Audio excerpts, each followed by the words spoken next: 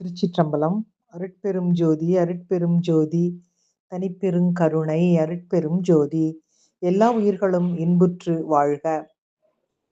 வேண்டிப் பெறுவதற்கு இனிமேல் ஒன்றுமே இல்லை. மாறாக நன்றி கூற ஆயிரம் இருக்கிறது. நன்றி கூற மறந்துவிட்டு வேண்டுதலை மட்டுமே முக்கியமான வேலையாகக் கொண்டிருக்கின்றோம். முதலில் இருப்பதை என்னவென்று பார்த்தோமா, ரசித்தோமா, அனுபவித்தோமா? நமக்கு என்ன வழங்கப்பட்டிருக்கிறது என்பதை திரும்பி பார்க்க கூட நமக்கு நேரமில்லை. ஆனால் உலகம் முழுவதும் உள்ள கோவில்களில் என்னென்ன பரிகாரம் செய்தால் என்னென்ன பலன்கள் கிடைக்கும் என்பதில் மட்டும் கவனமாக கேட்டு அதன் வழி செயல்படுகின்றோம். முதலில் பரிகாரம் எதற்கு? யார் பரிகாரம் செய்வார்கள்?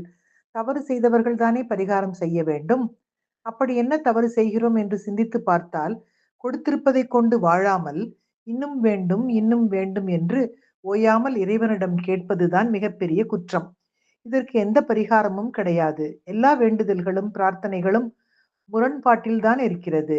நாம் மகிழ்ச்சியாக இருக்க வேண்டும் என்ற வேண்டுதலிலே மகிழ்ச்சியற்ற நிலையில் நாம் இருப்பதை உணரலாம். நாம் மகிழ்ச்சியாக இருக்க வேண்டும் என்ற வேண்டுதலிலேயே மகிழ்ச்சியற்ற நிலையில் நாம் இருப்பதை உணரலாம்.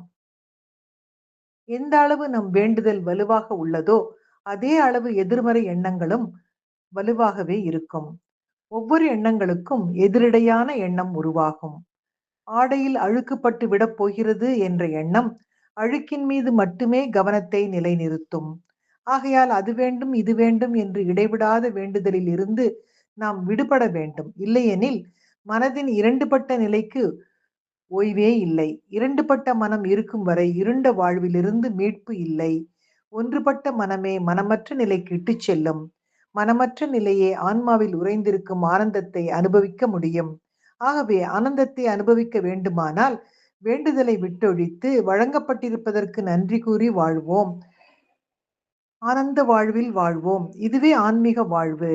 ஆனந்த வாழ்வு என்று சொல்லி நன்றி உணர்வோடு எப்பொழுதும் வாழ்வோம் என்பதனை முன்வைத்து இதை இன்றைய சிந்தனையாக்கி, ஓஷோ அவர்களின் சிந்தனையை இன்றைய சிந்தனையாக்கி மகிழ்வோடு இனிய காலை வணக்கம் சொல்வது உங்கள் அழகம்மை சுவாமிநாதன். Happy morning.